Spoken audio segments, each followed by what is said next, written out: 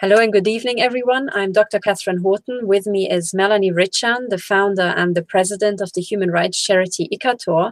And tonight we would like to put out a funding appeal in English. Usually we do the Techno-Kriminalermittler, the Techno-Crime Fighters Forum in German. But tonight we would like to present in English so that we reach more people. The situation is that we would like to arrange another measurement for human body implants in Belgium.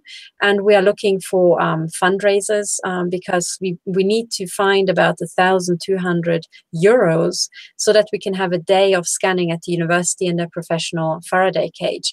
Now, the situation is that Melanie and I would like to spend the day working with the professor at the university to really hone in on the body area networks and to find out how exactly to do the measurements. And that's because his equipment is for big electrosmog devices, and the body area network is something very, very specific. So overall, the funding appeal today, and we'll talk more about, the background. The funding appeal is to have 1,200 euros so that Melanie and I can spend a day working with him, really hone in on this. And then after that, we would want to go into production and have a regular scanning for body area networks and in his Faraday cage. And for that, we would, try to fund individual scanning sessions, but with many people contributing.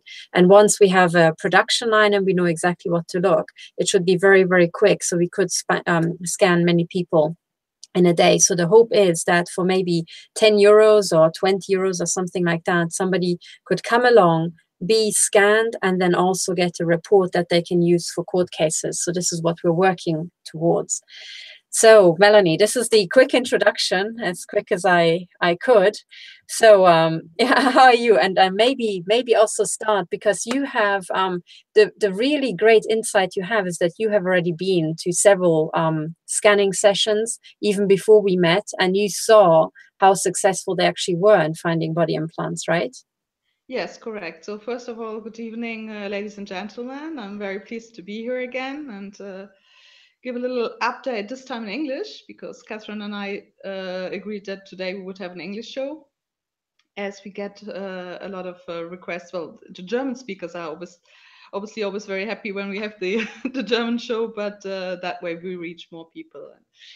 So yes, that is correct, what you say, Katherine. So I've organized various scanning sessions before with a device that is called a bug detector, that is usually used by private investigators to find these illegally placed biomedical research devices in the human body. And that has worked pretty well, I must say. We had various of these events, and that way we could prove that people are unfortunately illegally implanted with these devices and remotely tortured. So now that we have set up this great collaboration with the Belgian University, as Katherine has just explained, we can benefit from their Faraday cage to do really precise measurements on our members. And just also I would like to thank various people, because we're getting more and more members. We have received we're receiving more and more people that subscribe to ICATOR that become members. We just had a new member from France, a new member from Belgium, and a new member from America. So it is really high time that we can organize these measurements, and we benefit from this Faraday cage and from all the support and expertise of these professors. But as Katherine explained, their measurement devices are very good quality, but they're usually used for much bigger measurements. Here we're doing very precise measurements on the human body with what we need a really dedicated equipment to this. And as the university can unfortunately not sponsor this, or let's say not continue to pay for this time and the resources that go into these trials by themselves. This is why we fundraised today. We had a year and a half ago, once two quite generous donors. And so that gave us the opportunity to do the first measurements. We have already done two now.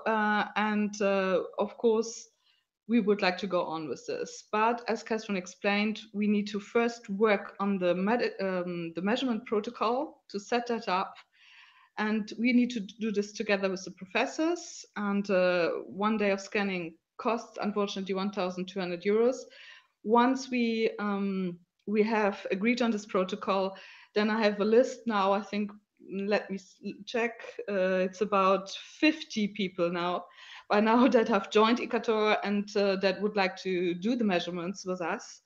So we would like to get this going as quickly as possible, always in view of a class action lawsuit, which I hope can then follow once we have the scientific proof of these non-consensual implantations.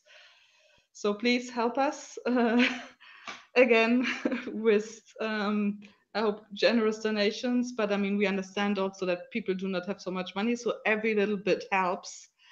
And so that we can get this bioethical project on the road as soon as possible. Absolutely. I mean, I can only emphasize just how very, very important it is, because the truth is that the number of people being non-consensually implanted has exploded and continues to explode, and they are being used for the most horrific sort of experiments in an illegal fashion. So in Europe, we really need one place where we can go and have the evidence generated and have this entire thing wrapped up. So Melanie and I, we were also talking about the different so-called biomedical devices that are being now turned out en masse by industry. And they are being put into people for experimentation purposes everywhere, but also into children.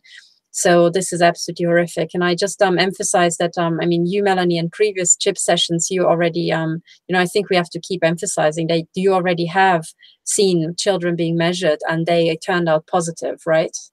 Yes, correct. And what I observed that it was usually single parent families that came. Usually it was the mother who came with a child or various children. And when she mentioned that she was implanted or she suspected to be implanted, but she said, but my son or my daughter as well. And could you please measure my child as well? And the results we had that indeed the measurements were positive for the children, and they were usually positive in exactly the same locations than the mother was, or the parent. So this is very concerning.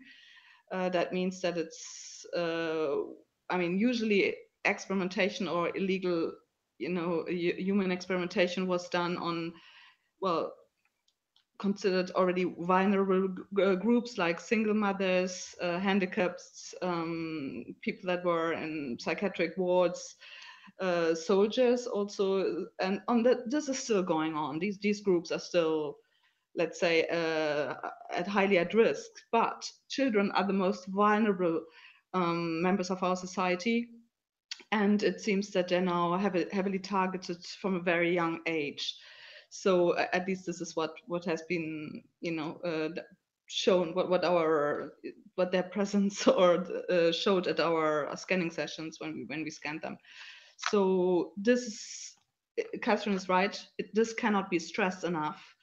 We need to get this scientific evidence process on the road as soon as possible to prevent, well, anyway, for everybody this going on, but certainly for children to be victimized by this horrific torture technologies, and which is used for remote torture and the global enslavement of the population. So we really hope that tonight we will be able to generate a big revenue that will be, will be totally transparent. This will only be used for the research purposes, for the scanning, and that, the sheer fact that we find more and more of these children implanted at the scanning sessions shows us the enormous urgency that is, and so we are always there if people want to talk to us, or and we will support our members as much as we can. But this would really help us if there were a few generous donors coming forward so that we can get this project on the road. Well, we already have it on the road, but let's say that it continues. Absolutely. And I guess one of the things I would like to say is that it has become extremely urgent, because from what I gather from the people who contact me via the joint investigation team about their body area networks and the torture that they're suffering, is it is increasing. So these body area networks that have been illegally implanted are being used for different things. They're being used for sadistic torture, for sport rape, I would say. Remote controlled sport rape for just fun and entertainment, and there are human trafficking business plans associated with it. But now human trafficking is not just the preserve of maybe the most vulnerable in society who maybe end up in this, but it actually is now swarming the middle class. And the business plan overall is to have all the children chipped and to have basically an on-demand service whereby rich people can pay a subscription fee and access the body area network of whoever they want to. So they can rape whichever teenage girl they just they see go down the street, you know, and the amount of depravity that we have already evidence for is absolutely unbelievable. So in terms of depravity, I would like to specifically highlight, as Melanie said, the implanting of children and young children. And it is my view that a lot of the developmental irregularities that we see on the increase these days are entirely due to these chip implants and the neurotechnology, and also the development of AI remote control, which is big business indeed. So right now here in Europe and in the US, it is very hard to get funding in neuroscience unless it's something to do with neural networks, AI development, and so on. And this sort of pressure comes from exclusively from the military-industrial complex. I should say the military-industrial intelligence complex, because the intelligence agencies are really big in this business as well. So we already uncovered a lot of contractors who are working in this field. And Melanie, you have also uncovered universities and weapons companies that have developed the most horrific body implants that have been found in people. So this is urgent. And I would like to say that right now it is particularly urgent that we get some money to keep this project alive, because we have to kind of strike the iron while it's hot, and we have to make use of the fact that we do have access to this university and the Faraday cage. So it is extremely important that we get the scanning done as quickly as possible. So what we're looking for is, as I said, €1,200 to raise to actually establish this research project. And once we have this big chunk of money to kickstart this entire development, then what we can do is we can actually go into detail and we can set it up as a running procedure and start scanning people en masse and start finding the body area networks. And finding them is actually fairly easy. You can do it with a bug detector, but we want a very good university standard, research standard evidence from a university with an actual report about what was found, so that this can be taken straight to court and it's actionable evidence. So this is what we are working on, and it involves a lot of work. For this, I also have to travel from Zurich all the way to Belgium, so there's travel expenses associated with it, which I think we should also cover, because I'm really strapped for cash, the that I get. And we have a lot of projects that we're doing. But right now would really be an ideal time to invest, because we do have a good group. I do trust the professor at the university fully. When we approached him, he had never heard about this before, but he had an open mind and he really worked hard with us. So he has already produced 2 research reports, and the results look promising. Both Melanie and I showed signals that cannot be produced by the human body. Both frequencies are in the region of mobile phones and the order of magnitude of mobile phone traffic. Both Melanie's body and mine have already been proven to emit at these frequencies. We have the evidence.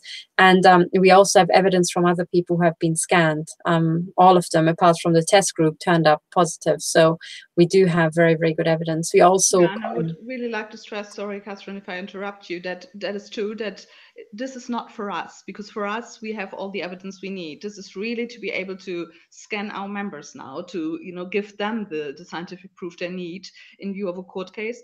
That's the first thing I would like to say. And then also because you said, well, there's, you know, this research, this research is going on at universities, at research facilities.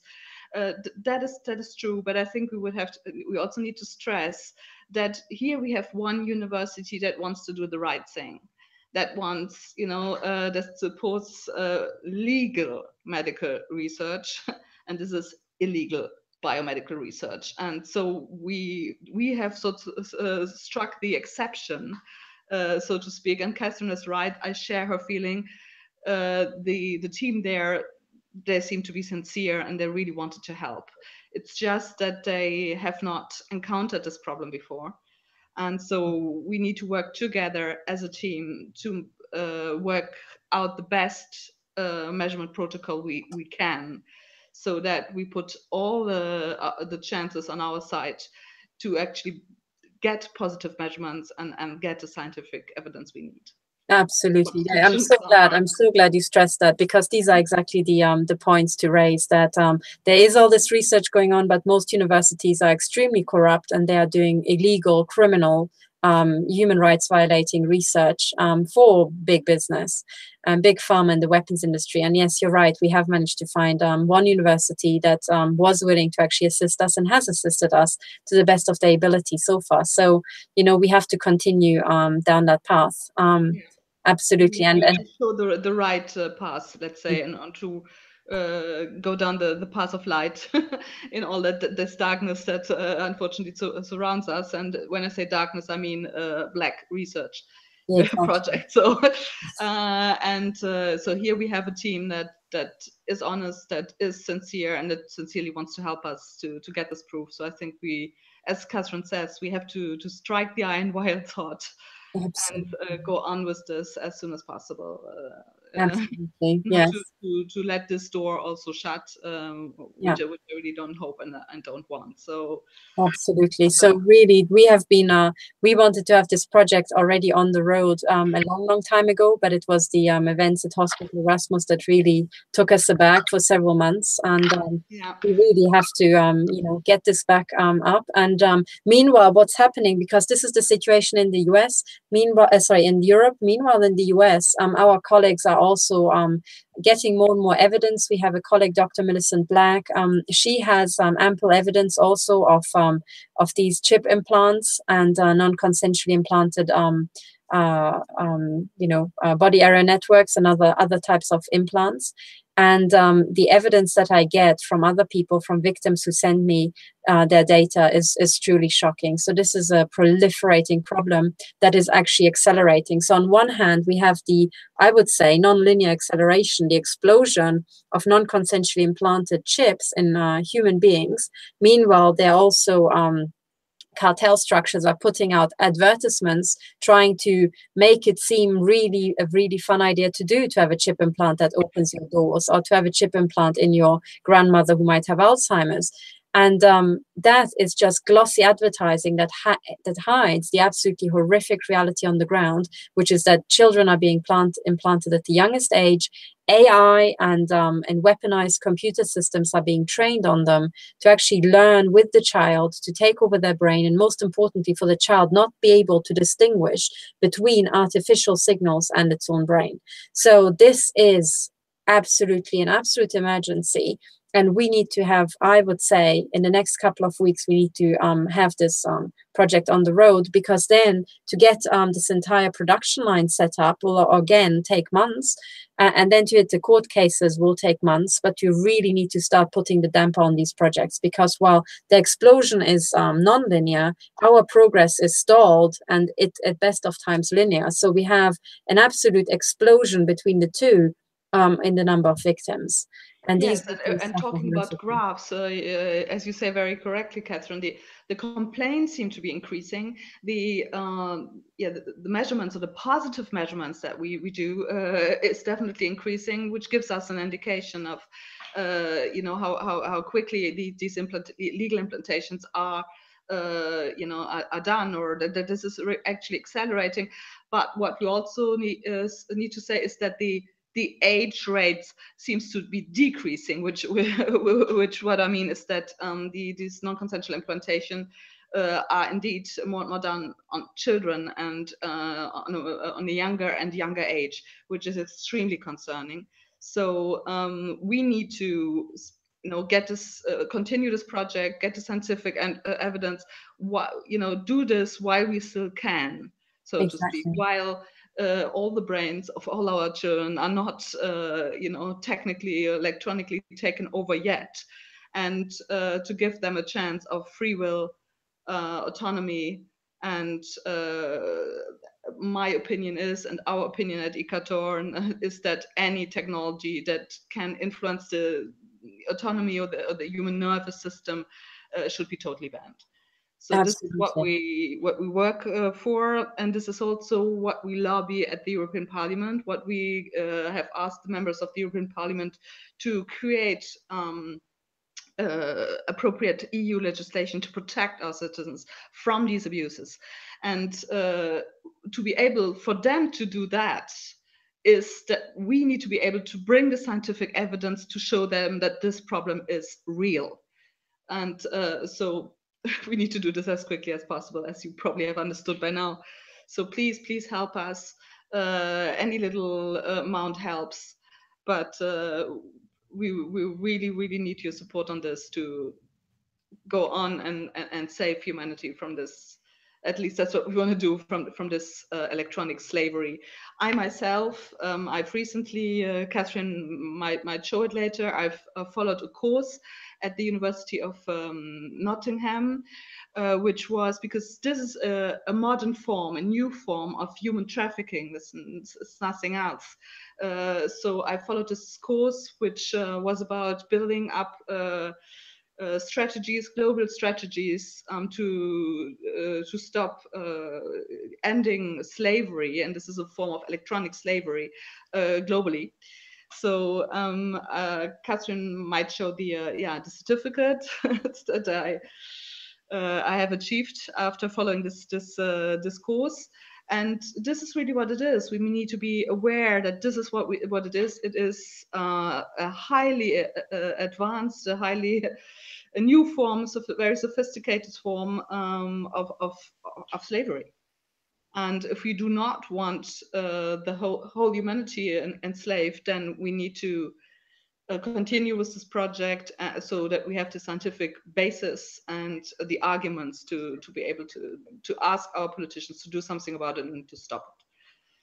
Absolutely, absolutely. Yes, I completely agree. And this is a form of modern slavery and human trafficking that I think was also specifically targeted by an executive order by President Donald Trump of the United States, where he specifically said that, well, actually, 1 week after his inauguration, he gave a press conference and he said that human trafficking is a national emergency. He actually called a state of national emergency over human trafficking.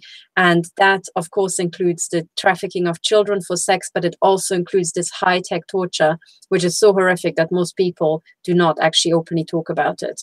But the spread of these chips and bioimplants and nanotechnology has now reached absolutely epidemic levels. And the problem is that it's very, very hard to recover from it. And the people who are doing it are extremely psychopathic. So we're dealing with extremely ill, extremely degenerate, extremely criminal people who unfortunately have been placed in sometimes some of the best universities. So my work at the University of Oxford already showed me the first glimpses of this sort of utter disregard, for human life. But I fear that I have not even seen the tip of the iceberg there to what I was exposed to. So this is very, very serious. And we do have the backing, and President Donald Trump has already expressed that this has to be wound down. And there are many, many efforts to wind down human trafficking in all its forms. For example, for the standard, I would say, sex trafficking of children, there's Craig Sawyers and his team of veterans in the United States who are now launching big campaigns. But really, there's barely anybody tackling this sort of high-tech slavery, high-tech human trafficking, and we should also emphasize high-tech sex trafficking. Because I, for one, have chip implants in my genitals, so have many of my colleagues on the joint investigation team, and virtually all of the victims we meet. And so it's different type of body chips that are being used, and different types of human experiments, and also sex trafficking that's being done on the victims. So yes, what I can add to this is that when we had already, as you said, various of these scanning events, and well, what we can generally say that there were more women than men, and all of the women, literally all of the women I met, were complaining about these sexual assaults with these illegally placed devices in their genitals, and they were basically subjected to remote rape. And if you look at the penalties that are inflicted on rape, if a rapist, if you get caught with this, well, they're pretty steep. You're gonna go to prison for that, and that's a pretty grave offense. So if you think about the fact that there are women that are basically daily raped and nobody believes them, daily or nightly, or both, as you want. And the fact is that with all the pedophile networks that we have, if you imagine this being done to a child, then I mean, I know that this is very hard what we're saying here, and it's hard to hear, but I mean, think about if you would like your child, a member of your family, is your husband, your wife, your children being sadly part of a scientific experiments that they have never given consent for, or being daily raped. I mean, and this is possible with this technology, as surprising and as hard as it sounds to believe, that is a reality. And I can only say that all of the women that came to our scanning events, when they had, let's say, when they felt they could trust me, they all complained about the sexual assaults. That's also what I find. And the one thing I have to add to that is that with the male victims, it's very much the same thing. The truth is, I have not met one victim really who has not complained about this.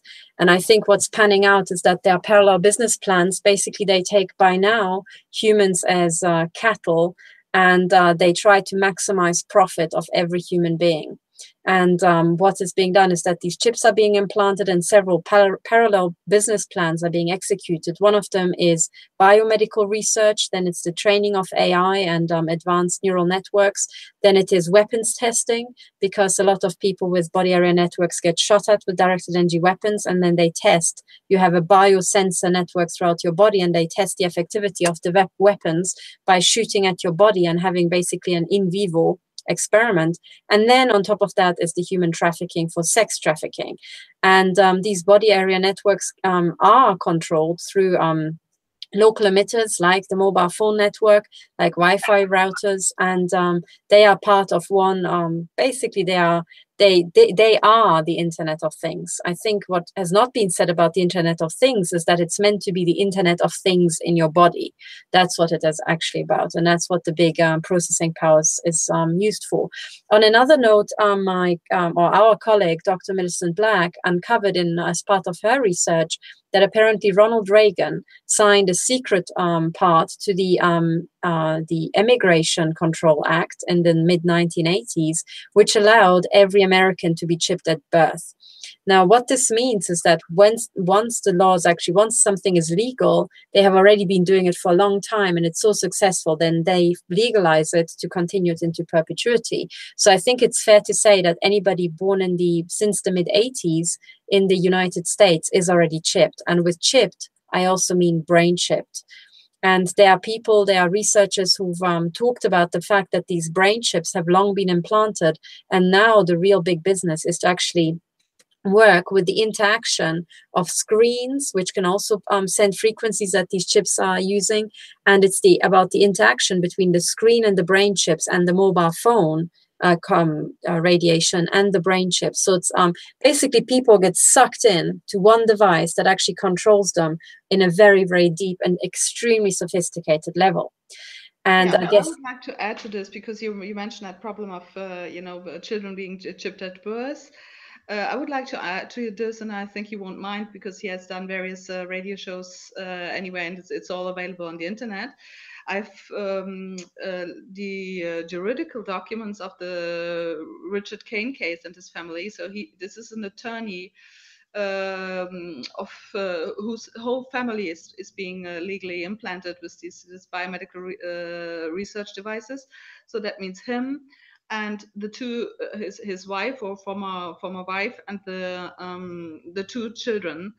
And the children have apparently been implanted at birth in hospital. So, and this is quite a prominent case. It's quite well known. It's the case of Richard Kane, who's an attorney, and he's done various radio shows on this. And actually, normally these devices are not detectable with the detection methods we usually have in our hospital, which means CT scan or MRIs. In his case, although it is nanotechnology, he's been lucky, so to speak, and you can see it on the CT scan. So if you click on Richard Kane implanted with nanotechnology, proof of being a targeted individual, Richard, like the first name Richard, and Kane, it's a CAIN, then you can actually see he's done a show with it's called Flow of Wisdom,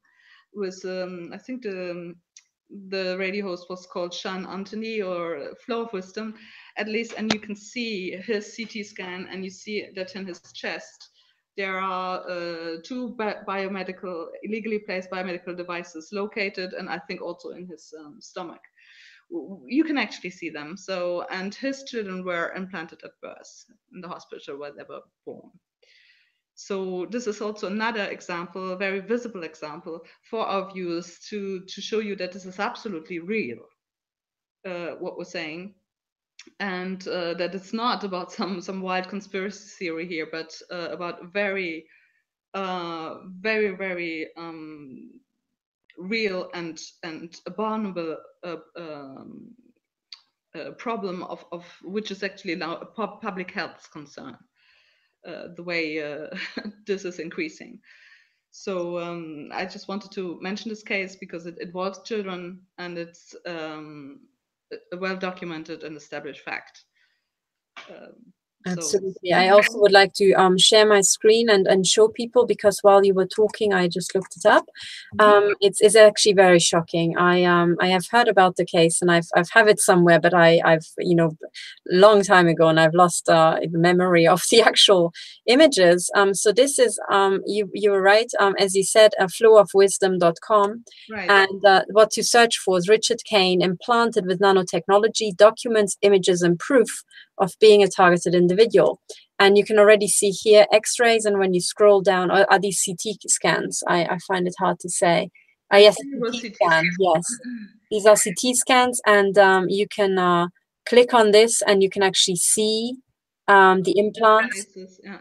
And this is absolutely horrific. And then you can also see here, I think under the skin, it's where it has been implanted. And one of the things I would like to say, now that I see this, is that both Ramola and I, we have talked about being implanted, but in our cases, the absolute ruthlessness, I mean, here you can see just the incredible amount of, information that's there, and all these... this is a very well-documented case, I find. So. Yeah. By the way, do you know if Richard Kane actually got compensation or was given right in court? The last thing I heard is that indeed I think compensation of $8 million US.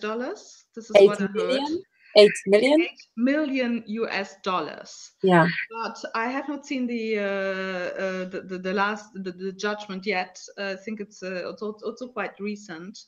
And I wonder if it was not because he won, because not because of the medical implantation as such, which in my opinion he should have won because of that, but because he could prove the fraudulent concealment, which means that he was actually told that nothing was wrong. His CT scans were normal.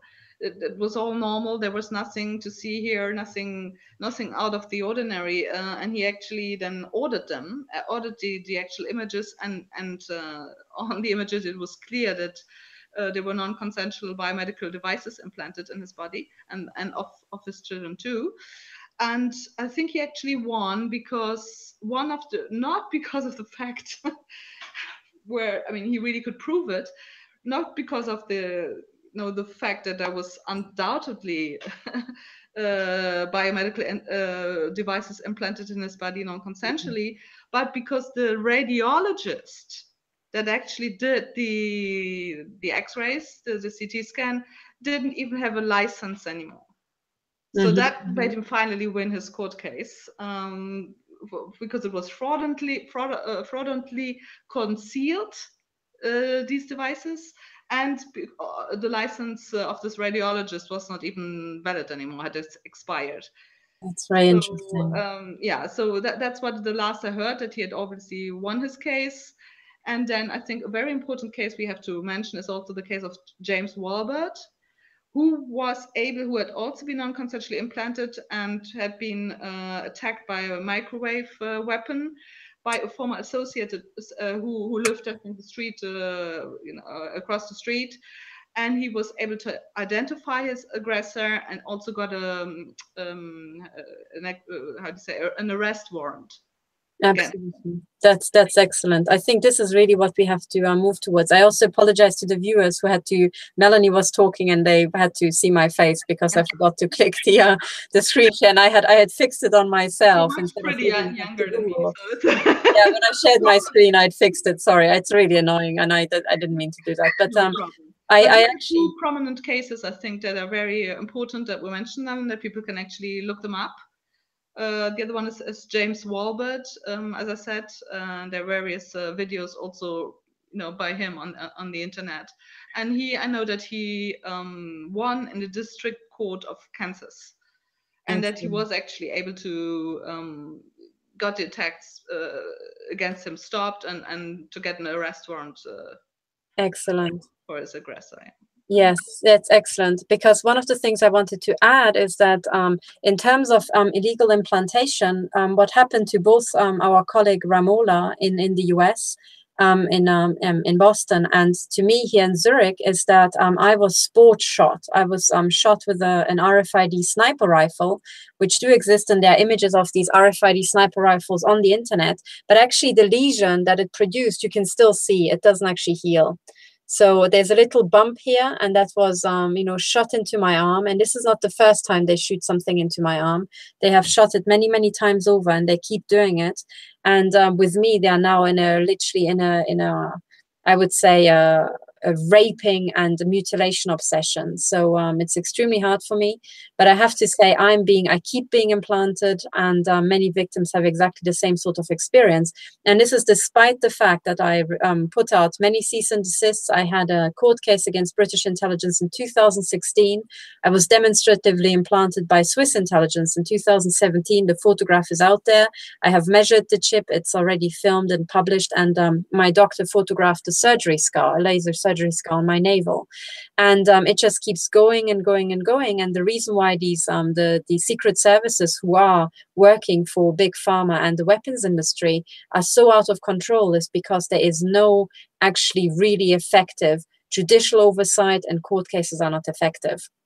So in other words, these criminals can get away with murder, and they do use that extremely liberally. So this is why we have to now, I would like to move to we both would like to move to a production line where we can start measuring these chips in a very fast way and actually produce court actionable data, and then start putting pressure on the courts to actually operate in the way that they should be operating, not in this sort of, extremely corrupt fashion. Because I have to say, when I hear this case of Richard Kane, I'm just shocked, because I know what's actually happening on the ground, and I get contacted by victims daily. But anyway, so this is to put it into context. I would like to. True. I mean, it is extremely shocking. But what we can say, at least in the United States, they have already precedent cases here. Yeah. You know, I mean, James Warburton is a precedent case. Exactly. Exactly. Richard Kane is a precedent case, and then there was one, I think, of a lady that was called Kathleen Horton, who was also able to prove the attacks against her. And what we need now in Europe, and this is what we want to achieve with these scannings at the university, is that we need precedent cases Exactly. in Europe. Absolutely. Which we do not have yet. So this is what we're working towards, and this would be what your donations would be used for, and only for this, to be able to put a sustainable research project, on the road, so that we can establish a precedent case. Exactly. In Europe, and then hopefully have these horrific illegal experiments stopped. Exactly, and I would like to share my screen, and I would like to point people to the details. So they should be in the description below the video. You can find ICATOR bank details, but so that you'll make sure that the money really goes to the right place. You can, I hope that people don't hack the YouTube description, but you can also find it if you go to ICATOR, so ICATOR.be, because it's in Belgium, in Brussels, where Melanie is. And if you click on join us, you can see the membership fees. And here you can also find a confirmation of the ICATOR bank details. So that is in the bank details. Now, a direct bank transfer is very convenient for people within the Eurozone in Europe, because then a bank transfer should be for free. I have learned that, unfortunately, in America, people pay up to $30 for a bank transfer, which I find, frankly, utterly ludicrous. But for them, I also linked the GoFundMe page. So that's also linked from the description, and you can actually find it on the website as well. And for everybody in America, GoFundMe is really the best way to donate. And here you can see that the amount of money that we got in. So for months, we didn't really get that very much. And we really need to keep this going and ramp it up. And what is not seen is that we work flat out behind the scenes, even when we're not working on the chip scanning, to indirectly stop the attacks and stop the illegal implantation. So both Melanie and I were working towards having an actual legal framework to ban these weapons for good, and actually shut down this, premeditated torture and mutilation of people and harm. And I would like to add that Katherine will put these, the way of how you can support us, the GoFundMe page and the ICATOR